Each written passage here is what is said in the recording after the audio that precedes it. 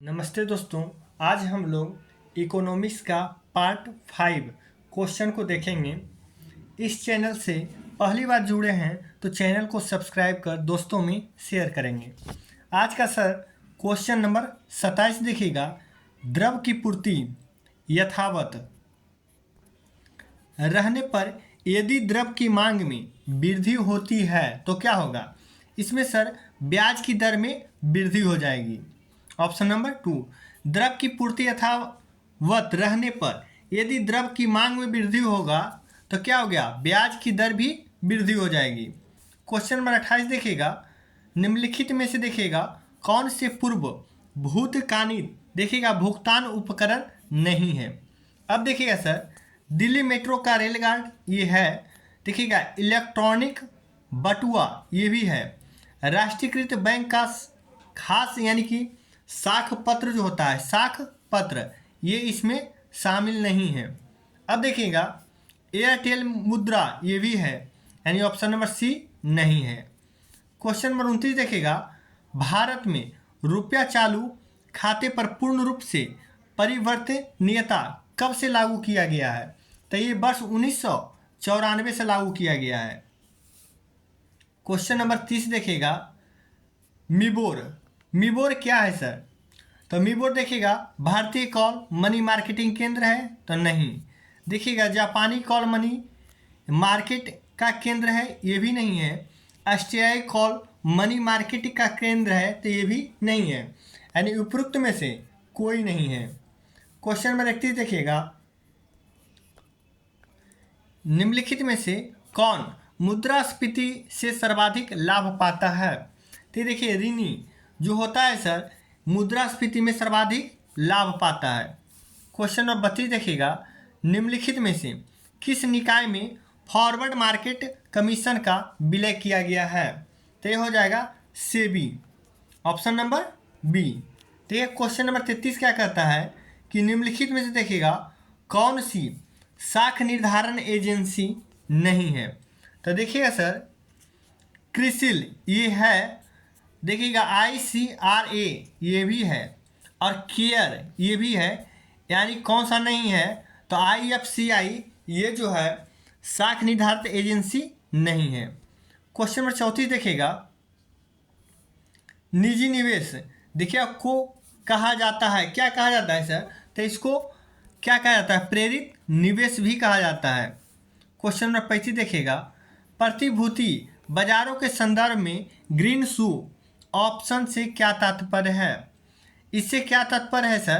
तो लघु एवं माध्यम उद्योगों के नए उद्योग के लिए विदेशी मुद्रा का छूट नहीं।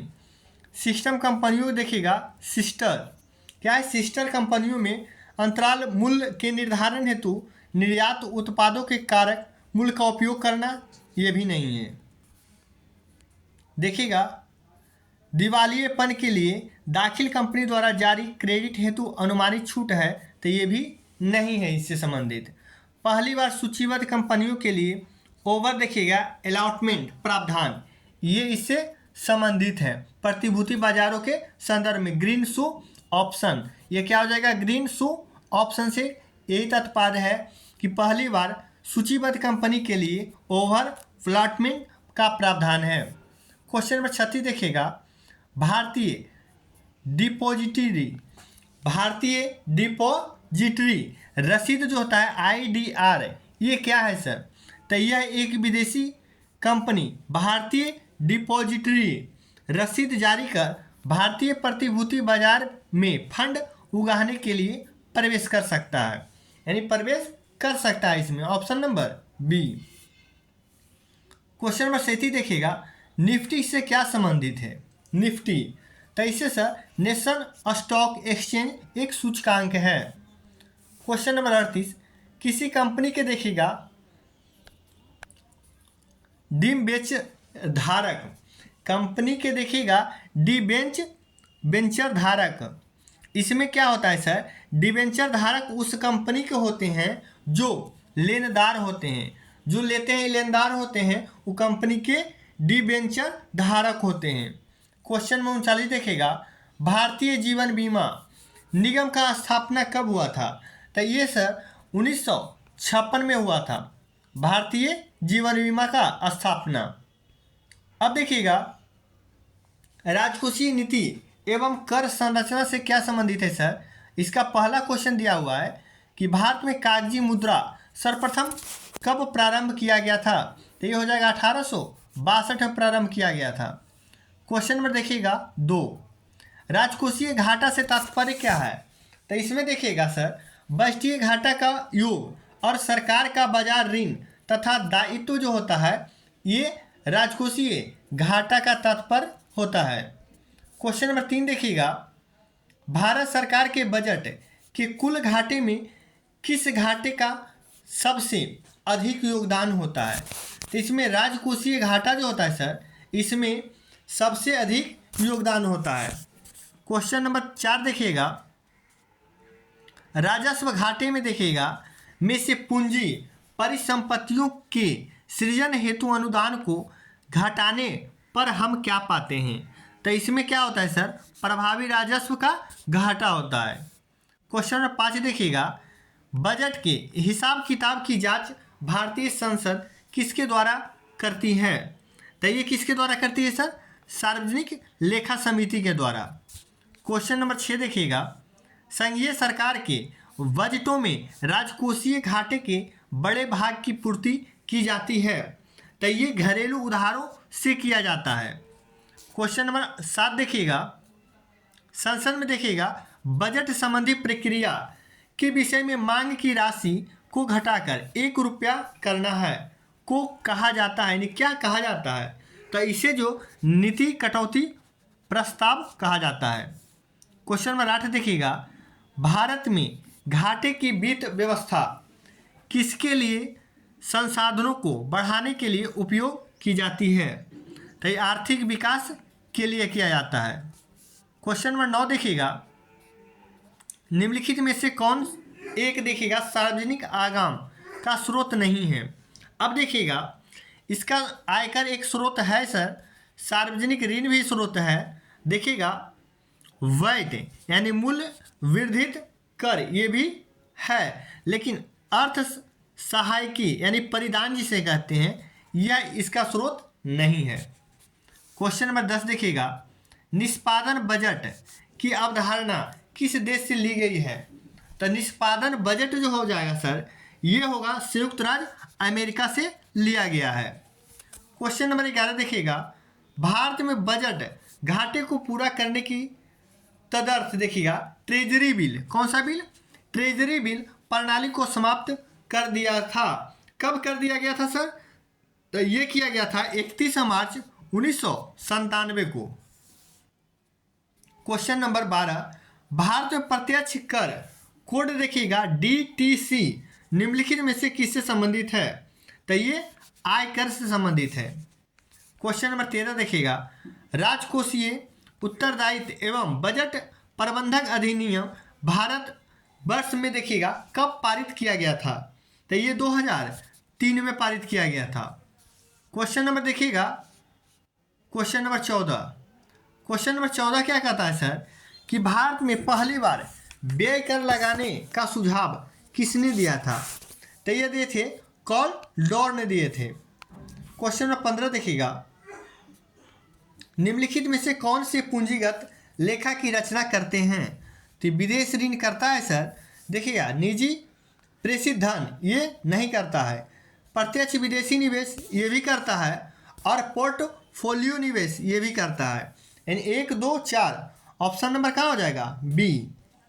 क्वेश्चन नंबर देखिए 16 भारत में निम्नलिखित में से राजकोषीय नीति निरूपित करता है, तो ये वित्त मंत्रालय को निरूपित करता है। क्वेश्चन नंबर 17 देखिएगा वह कर जिसे उस निकायों का आरोपित किया जाता है जिनके पास ऋणात्मक बाह्य प्रभाव होता है वो क्या हो जाएगा सर पाइगोवियन कर हो जाएगा। क्वेश्चन नंबर 18 देखिएगा अवमूल्यन शब्द का अर्थ क्या है। अवमूल्यन इसमें क्या होता है सर मुद्रा की तुलना स्वदेशी मुद्रा के मूल्य को घटाना। कहाँ है ऑप्शन नंबर देखिएगा ए में है कि मुद्रा की तुलना में स्वदेशी मुद्रा के मूल्य को घटाना ही अवमूल्यन कहलाता है। क्वेश्चन नंबर 19 देखिएगा निम्नलिखित में से कौन सा कर भारत सरकार द्वारा नहीं लगाया जा सकता है।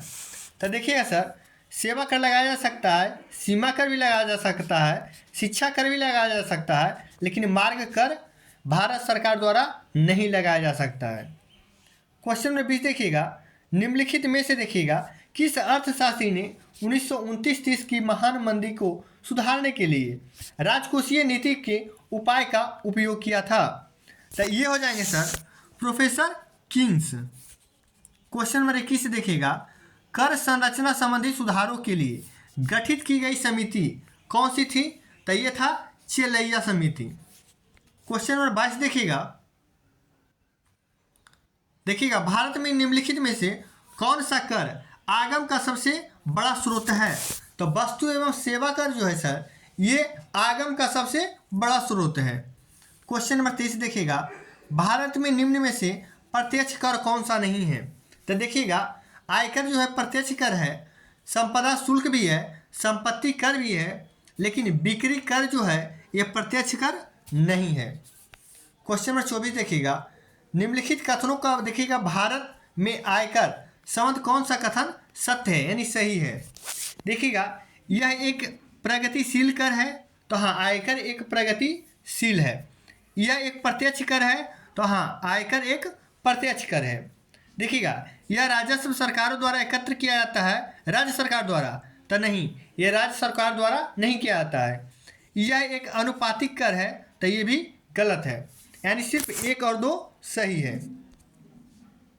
क्वेश्चन 25 देखिएगा, संशोधित देखिएगा मूल्यवर्धित कर का संबंध किससे है? तो ये उत्पादन कर से संबंधित है, उत्पाद कर से। क्वेश्चन नंबर देखिएगा 26, सैनवैट का संबंध किससे है? तो केंद्रीय उत्पाद शुल्क से संबंधित है, केंद्रीय उत्पाद शुल्क से संबंधित है सैनवैट। क्वेश्चन नंबर 27 देखिएगा, भारत में किसने आमदनी कर को प्रारंभ किया था? आमदनी पर जो है सर कर को प्रारंभ किसने किया था? तो ये किया था जेम्स विल्सन ने। क्वेश्चन नंबर देखिए 28, उत्पाद शुल्क क्या है? तो उत्पाद शुल्क है सर एक अप्रत्यक्ष कर है। क्वेश्चन नंबर 29 देखिएगा, केंद्र व राज्यों के मध्य देखिएगा वित्त का बंटवारा किया जाता है। मध्य जो वित्त का बंटवारा किया जाता है सर, ये कौन सिफारिश करता है इसका? तो इसका सिफारिश वित्त आयोग के सिफारिश पर किया जाता है। क्वेश्चन नंबर 30 देखिएगा, क्वेश्चन नंबर 30 है कि निम्नलिखित में से कौन वार्षिक आर्थिक समीक्षा की तैयार प्रकाशित करने के लिए उत्तरदायी है? तो ये वित्त मंत्रालय हो जाएगा। क्वेश्चन नंबर देखिएगा 31, शून्य देखिएगा आधारित बजट सर्वप्रथम लागू किया गया था कहाँ? पूरे विश्व में, तो हो जाए संयुक्त राज्य अमेरिका में। क्वेश्चन नंबर 32 देखिएगा, भारत में निम्नलिखित में से देखिए निम्न में से एक संबंध निगम की आय से नहीं है। और निगम की आय से संबंध देखिए कौन सा है? तो सामूहिक अतिरिक्त लाभ कर ये है, न्यूनतम देखिएगा वैकल्पिक कर ये भी है, पूंजी लाभ कर ये नहीं है, कंपनियों के लाभ पर कर ये भी है, यानी ऑप्शन नंबर सी गलत है। क्वेश्चन नंबर 33 देखिएगा, भारतीय राजमार्ग प्राधिकरण के वित्त का प्रमुख स्रोत क्या है? तो उपकर इसका होता है, प्राधिकरण के वित्त का प्रमुख स्रोत है। देखिएगा सूची 1 और सूची 2 में मिलाने के लिए दिया हुआ है। ओपन जनरल लाइसेंस ये होता है सर विदेशी व्यापार के लिए होता है। देखिएगा ट्राई सिम ये किसके लिए होता है सर? तो ये रोजगार के लिए होता है। थोक मूल्य सूचकांक ये मुद्रास्फीति के लिए होता है। और नकदी रिजर्व अनुपात ये होता है ऋण नियंत्रण के लिए होता है। अब देखिएगा क्वेश्चन नंबर 35, निम्नलिखित में से देखिएगा कौन सा कर केंद्र सरकार नहीं लगाता है? तो अब देखिएगा केंद्र सरकार जो होता है सर उपहार कर लगाता है, व्यक्तिगत आयकर भी लगाता है, निगम कर भी लगाता है, लेकिन मनोरंजन कर ये केंद्र सरकार नहीं लगाता है। क्वेश्चन नंबर 36 देखिएगा, शराब पर देखिएगा उत्पादन कर लगाया जाता है किसके द्वारा? तो राज्य सरकार द्वारा लगाया जाता है। क्वेश्चन नंबर 37 देखिएगा, ऑर्थोफाई देखिएगा अग्रिम सुविधा से क्या तात्पर्य है? तो इससे तात्पर्य है क्या सर? देखिएगा ऑप्शन नंबर सी कि सरकार द्वारा प्राप्तियों और भुगतान में अस्थायी संकट को दूर करने के लिए आरबीआई से प्राप्त ऋण होता है। आरबीआई एक क्या है सर? केंद्रीय बैंक है। क्वेश्चन नंबर 38 देखिएगा, सेवा कर के देखिए संदर्भ में निम्नलिखित कथनों पर विचार करें। ये देखिएगा सर, यह एक प्रत्यक्ष कर है सेवा कर? तो नहीं, यह एक अप्रत्यक्ष कर है। देखिएगा अप्रत्यक्ष कर है तो इससे हो जाएगा, यह 1994-95 की अवधि में लागू किया गया था, तो ये सही है, ये सही है, यानी 2 और 3 सही है। क्वेश्चन नंबर देखिएगा 39, अप्रत्यक्ष देखिएगा, अप्रत्यक्ष करों को प्रतिगामी कर व्यवस्था क्यों कहा जाता है? तो इसको क्यों कहा जाता है सर? देखिएगा, ये सभी आय समूहों पर समान दरों पर लगाया जाने वाला है, तो ये नहीं। देखिएगा क्यों कहा जाता है, इसका रीजन तो ये नहीं है। ये प्रत्यक्ष करों की तुलना में अधिक दर पर लगाए जाते हैं, ये भी गलत है। ये सभी देखिएगा आय समूहों के समान नहीं लगाए जाते हैं, ये भी गलत है। यानी ऑप्शन नंबर डी, इनमें से कोई सही नहीं है, कोई नहीं। अब देखिएगा क्वेश्चन नंबर 40, निम्नलिखित करों में देखिएगा कौन सा है ग्राम पंचायतों द्वारा लगाया जाता है? कौन सा कर?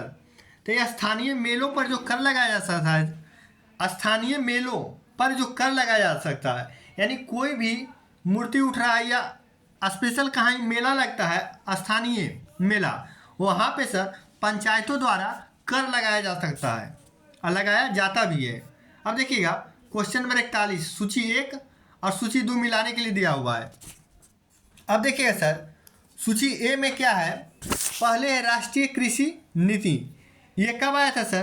तो देखिएगा ये आया था राष्ट्रीय कृषि नीति पूरी 2000 में आया था। अब देखिएगा समुद्रीय मत्स्य नीति, ये आया था 2004 में। नवीन विदेशी व्यापार नीति ये कब आया था? तो ये आया था 2014 में आया था। 7वां वित्तीय आयोग ये आया था 1978 में। क्वेश्चन नंबर 42 देखिएगा, निम्नलिखित में से निम्नकांतित में से देखिए, निम्नलिखित में से किस पर कोई आयकर छूट नहीं होता है? आयकर का छूट देखिए किस पे नहीं होता है सर?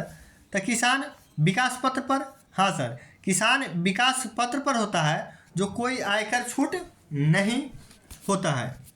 क्वेश्चन नंबर 43 देखिएगा, हवाला क्या है? हवाला क्या है सर? तो हवाला एक विदेशी मुद्रा विनिमय का अवैध कारोबार है। क्वेश्चन नंबर देखिएगा 44, आयकर विभाग द्वारा जारी पैन कार्ड निम्न में से किस उद्देश्य के लिए प्रयोग नहीं किया जाता है? तो देखिए सर, पहचान पत्र के लिए किया जाता है, पहचान का प्रमाण के लिए, जन्मतिथि का प्रमाण के लिए भी किया जाता है, पंजीकृत देखिएगा करदाता का प्रमाण के लिए भी किया जाता है, लेकिन पत्ते का प्रमाण के लिए नहीं किया जाता है। क्वेश्चन नंबर 45 देखिएगा, केंद्र सरकार द्वारा राज्यों को गैर योजना अनुदान निम्नलिखित की अनुशंसा पर दिया जाता है। किसका अनुशंसा पर दिया जाता है सर?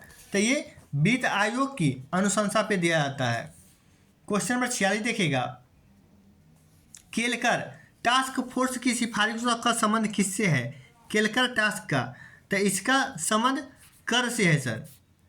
क्वेश्चन नंबर 46 देखिएगा, 46 हो गया ना, देखिए 47 देखिएगा, पैन के प्रारंभ में 5 अंग्रेजी के अक्षर होते थे, जिसे AFZPK 7190K क्या दर्शाता है सर? तो ये जो है दर्शाता है व्यक्तियों का समूह।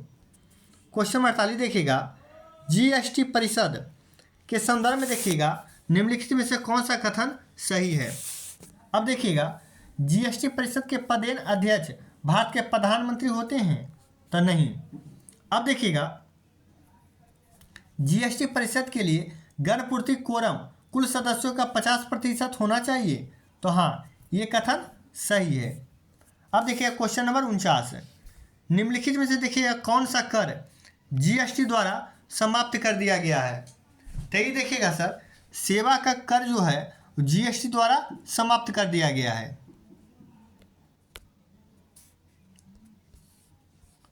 क्वेश्चन नंबर देखिएगा 50, क्वेश्चन नंबर 50 क्या कहता है? सार्वजनिक व्यय का निम्नलिखित में से कौन सा वर्गीकरण अब समाप्त कर दिया गया है। तो ये हो जाएगा योजना व्यय और गैर योजना व्यय को अब समाप्त कर दिया गया है। क्वेश्चन नंबर 51 देखिएगा, भारत में जेंडर बजटिंग देखिएगा, जेंडर बजटिंग कब प्रारंभ किया गया था? तो ये कब किया गया था सर? केंद्रीय बजट 2005-06 में इससे किया गया था। क्वेश्चन नंबर 52 देखिएगा, वस्तु एवं सेवा कर जीएसटी के मामले में राज्यों को दिए जाने वाले मुआवजे की गणना के लिए किस वर्ष को आधार वर्ष स्वीकार किया गया? 2015-16 को आधार वर्ष माना गया। अब देखिएगा 2023 और 24 का आर्थिक सर्वेक्षण देखिएगा। इसका पहला क्वेश्चन है, भारत सरकार द्वारा वर्ष 2022-23 नहीं, देखिएगा 23-24 क्या है? 23-24 के बजट में प्रधानमंत्री आवास योजना, क्या है? प्रधानमंत्री आवास योजना के लिए आवंटित धनराशि 48,000 करोड़ से बढ़ाकर कितना कर दिया गया है? तो 48,000 करोड़ से सर 23-24 के बजट में प्रधानमंत्री आवास योजना के लिए यानी कि 79,590 यानी 79,590 करोड़ कर दिया गया है 48,000 करोड़ से बढ़ा करके। केंद्रीय बजट देखिएगा 23-24 के अनुसार किस मंत्रालय हेतु सर्वाधिक राशि आवंटित की गई है? तो रेल मंत्रालय द्वारा किया गया है। क्वेश्चन नंबर देखिएगा 3, इनमें से किस योजना हेतु केंद्रीय बजट 2023-24 के सर्वाधिक राशि आवंटित की गई है? तो किसका हो जाएगा सर? तो इसका हो जाएगा प्रधानमंत्री आवास योजना का। क्वेश्चन नंबर 4 देखिएगा, वर्ष जो 2023-24 में बजट में कृषि वर्धक कोष की स्थापना का मुख्य उद्देश्य क्या है? तो इसका मुख्य उद्देश्य है सर ग्रामीण क्षेत्रों में नवाचार स्टार्टअप को प्रोत्साहित करने के लिए किया गया है। क्वेश्चन नंबर 5 देखिएगा, केंद्रीय बजट 2023-24 में कितने नए नर्सिंग कॉलेज की स्थापना करने का उद्देश्य किया गया है? ये बहुत इंपॉर्टेंट क्वेश्चन है सर, पूछ सकता है आगे। कितना हो जाएगा? 157। क्वेश्चन नंबर 6 देखिएगा, केंद्रीय बजट 2023-24 के अनुसार ग्रामीण घरों के लिए कितने पेयजल कनेक्शन का लक्ष्य रखा गया है? तो 9 करोड़ का लक्ष्य रखा गया है।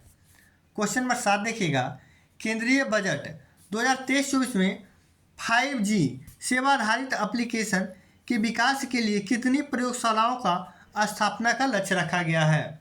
तो ये 300 यानी 300। क्वेश्चन नंबर 8 देखिएगा, केंद्रीय बजट में 2023-24 में नई व्यवस्था में आयकर छूट के लिए आय सीमा को बढ़ाकर कितना कर दिया गया है? तो ये कितना कर दिया गया है सर? 7 लाख। क्वेश्चन नंबर देखिएगा 9, वर्ष 2023-24 में देखिएगा केंद्रीय बजट के अनुसार गैर सरकारी वेतनभोगी कर्मचारियों के लिए सेवानिवृत्ति पर अवकाश की नकदीकरण पर छूट की सीमा को बढ़ाकर कितना कर दिया गया है? तो इसका 25 लाख कर दिया गया है सर, छूट की सीमा बढ़ाकर। क्वेश्चन नंबर 10 देखिएगा, निम्नलिखित में से कौन सी योजना बजट 2023-24 में घोषित नई एमएसएमई योजना है? तो हो जाएगा एमएसएमई के लिए संशोधित ऋण गारंटी योजना। क्वेश्चन नंबर 11 देखिएगा, केंद्रीय बजट 2023-24 में चालू वर्ष की आर्थिक वृद्धि का अनुमान कितना है? तो 7% हो जाएगा। आज का सर सेशन यही समाप्त होता है। कल किसी और सब्जेक्ट लेकर के आएंगे और उसका एक्सप्लेन डिटेल करेंगे हम लोग।